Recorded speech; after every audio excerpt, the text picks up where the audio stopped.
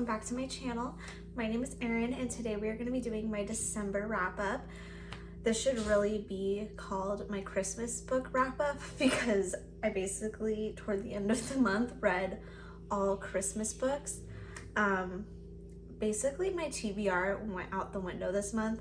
I read a few books on my TBR, but I ended up going to Kindle Unlimited a lot this month and reading some of the Christmas books on there, and I found a couple favorites, so I'm really excited to share them with you.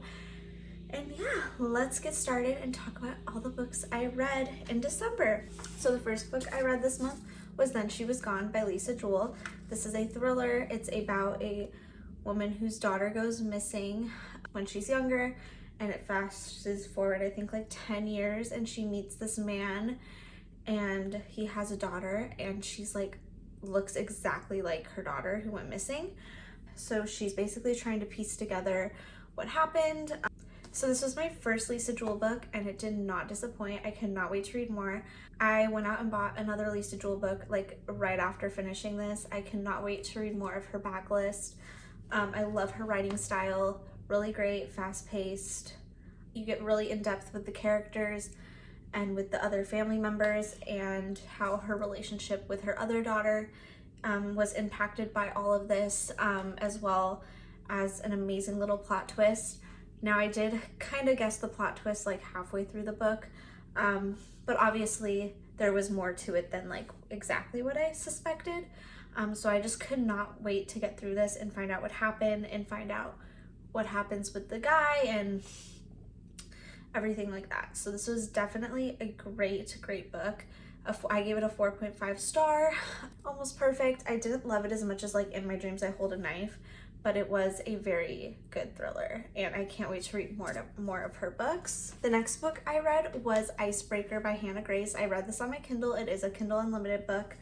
I am obsessed, and it's gonna be a series, which I'm super duper excited about because it's very found family focused. So I can't wait to read more about the other hockey players and their romances, and I think it's just gonna be great.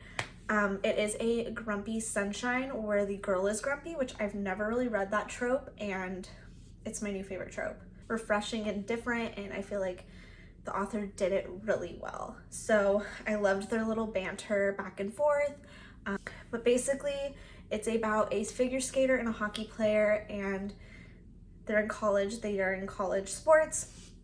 One of the rinks gets vandalized, so they all have to come and share a rink, and they're not very happy about it, especially Anastasia, which is the main girl. It's dual POV, which I love. Nathan is definitely one of my new favorite book boyfriends. He is the sweetest, and his character was totally well written. I loved everything about him. All of the side characters you're gonna fall in love with, which I think is what makes me so excited for the rest of the series, like I said, because I just love every single character in this book. I have a soft spot for all of them.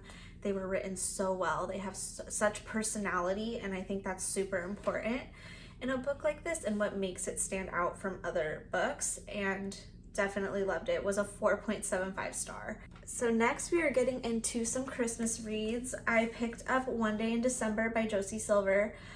I don't know what I was expecting from this book, but it is pretty, not dark. What's the word? It's not your typical Hallmark cutesy romance. Sometimes I felt a little icky reading it just because of the circumstances. Basically, it's about a girl named Lori who one day in December sees a guy while she's on the bus, and they make eye contact, and she believes that he is her soulmate. And basically the bus drives away and she doesn't see him again, and it's a running joke with her roommate that she's gonna find him and they're gonna be in love. And one day at a Christmas party, her roommate brings her new boyfriend, and lo and behold, it's the guy from the bus. This does not take place in a short amount of time in December. It actually takes place throughout 10 years, I believe. It did give me Christmassy vibes, but I wouldn't say this is necessarily a Christmas book.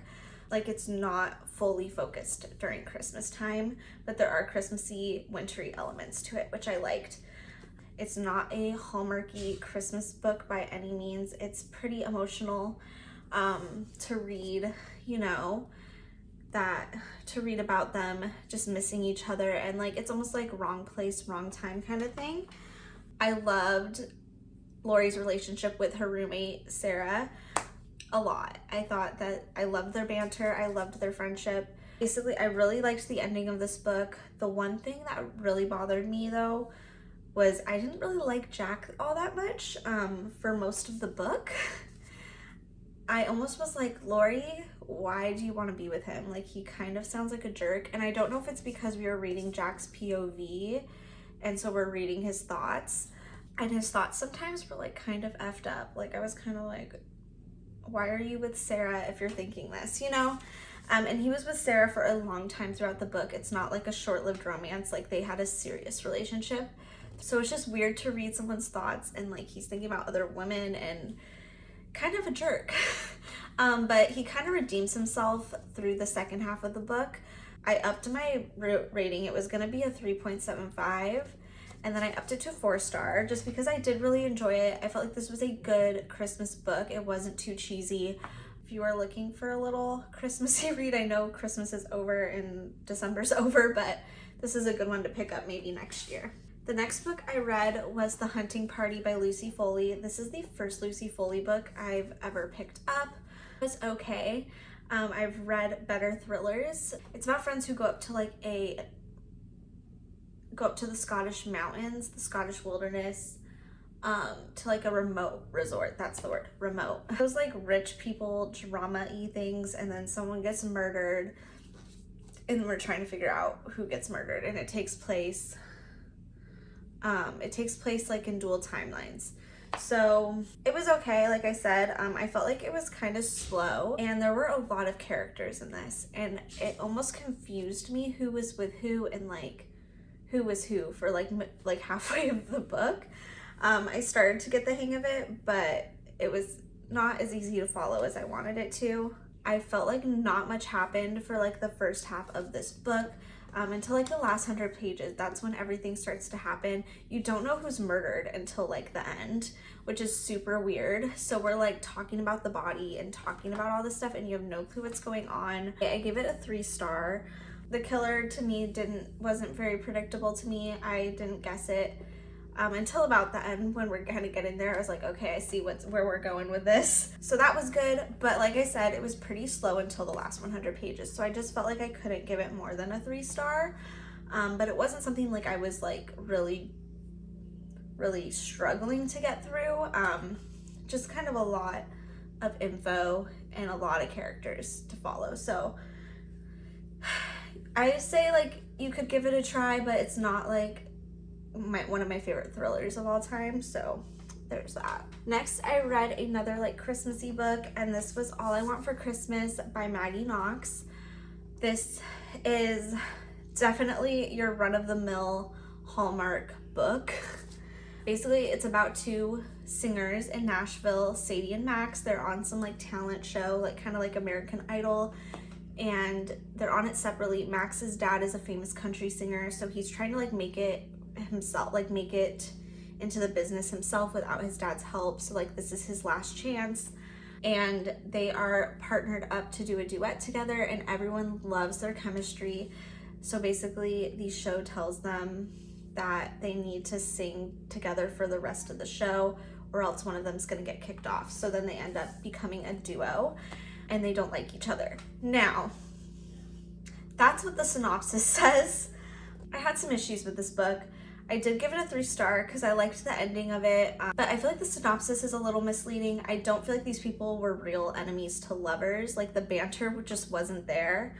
The pacing just seemed pretty off in this book. Like I felt like I was missing parts of the story because all of a sudden they have feelings for each other and it's like, where did that come from? I thought you guys didn't like each other kind of thing. This whole thing does not take place in the show. So like the show part's like the very beginning and then it goes through like I think a whole year of them fake dating, but they're not even like together for that year because Max runs off to like a cabin in the woods and like abandons her. I just felt like it was kind of marketed the wrong way. Like, I hate when a synopsis isn't really what the book's about, but the ending I really liked. But I would not say this was a real enemies to lovers. I felt like they had feelings for each other like from the beginning, and I was like, I missed the banter. Like, there was nothing really enemy about it. Yeah, it was still a cute book though. I definitely recommend, but it was like a 3-star for me just because I felt like it wasn't what I was expecting. Next book I read was Tangled in Tinsel by I'm trying to read her name. Trelina Pucci? Trelina Pucci, sorry if I butchered your name. I really liked this book. It was a fun holiday read. It was pretty kinky though. If you're not into like kinky sex books, you probably won't like this. This was definitely not like a cute Hallmark romance. But basically it's about this girl who she's a decorator and she's decorating for her client's Christmas party, and he's like this hot 40-year-old guy. And all his friends are there and they get snowed in. And it's just a lot of orgies and stuff like that. Very smutty, very spicy, a lot of group sex. That's literally like their kink. Basically the guy's kink is they like to fuck women together. So this was like a 3-star for me. I liked the erotica in it. I liked the spice. The end was kind of weird for me. I don't want to like spoil it or anything, but the ending was weird. I thought they'd all be like wanting to fight for her attention, just one of them, and then there'd be like one guy we were rooting for, and that wasn't really the case. Like, they all wanted to date her at the same time together, which I'm like all for. Like, okay, if you want to be polyamorous, whatever, but it was like 3 or 4 different guys dating one girl. Like, to me that's just not realistic in the slightest. So that's kind of why I gave it 3 stars. But if you want like a fun, erotic, Christmas-y story, then you're really gonna like it. I was pretty entertained for most of the book. So, and it's really short too. It's novella, so something quick and easy. Like I said, December's basically over. But next I read Where Time Stands Still by N.S. Perkins. I like heard about this on Instagram, like someone I follow posted about it, and I hadn't heard anything about it, and it sounded really great and emotional and like what I was looking for like a Christmas book, and I really enjoyed it. It's like an emotional story. It takes place at a Christmas tree farm in New York. Basically this story is about a girl that lives in New York, and her family suffers from Alzheimer's. And they get it really young in life, like before 60 years old. So she has like no plans on falling in love with anyone or having kids because she doesn't want to pass down this disease to them. So she's very disconnected from like love and all of that. And she meets a guy at a bar. A year later, she goes to a farm because she's a lawyer and she's trying to help with someone's medical lawsuit, and it's the guy's family who she met at the bar a year before. It's a slow burn, which I'm actually really loving slow burns. I think I didn't know too much about them, but if you keep me entertained throughout the, connecting, then I can dig it. The family dynamic in this story is so great. The family's awesome.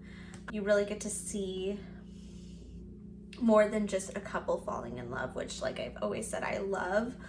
It's a very emotional story. We are talking about struggling with grief and struggling with illness and disease.